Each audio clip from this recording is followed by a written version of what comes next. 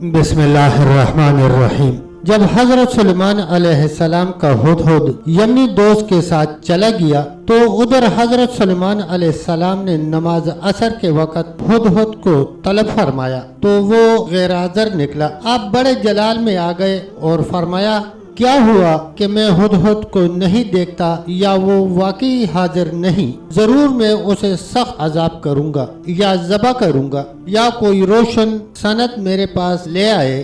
قرآن کریم۔ اور پھر عقاب کو حکم دیا کہ وہ اڑ کر دیکھے کہ ہدہد کہاں ہے۔ چنانچہ عقاب اڑا اور بہت اوپر پہنچ کر ساری دنیا کو اس طرح دیکھنے لگا جس طرح آدمی اپنے ہاتھ کے پیالے کو دیکھتا ہے۔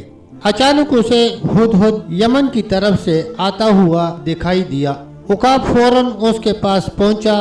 اللہ کا غضب ہو گیا۔ اپنی فکر کر، اللہ کے نبی سلیمان علیہ السلام نے تمہارے لیے قسم کھائی ہے کہ میں ہدہد کو سخت سزا دوں گا یا ذبح کر دوں گا۔ ہدہد نے ڈرتے ہوئے پوچھا، اور اللہ کے نبی نے اس حلف میں کسی بات کا استثناء بھی فرمایا ہے یا نہیں؟ عقاب نے کہا، ہاں یہ فرمایا ہے کہ یا کوئی روشن سند میرے پاس لائے۔ ہدہد نے کہا، تو پھر میں بچ گیا، میں ان کے لیے ایک بہت بڑی خبر لے کر آیا ہوں۔ پھر عقاب اور ہدہد دونوں بارگاہ سلیمانی میں حاضر ہوئے۔ حضرت سلیمان علیہ السلام نے روب و جلال میں فرمایا، ہدہد کو حاضر کرو۔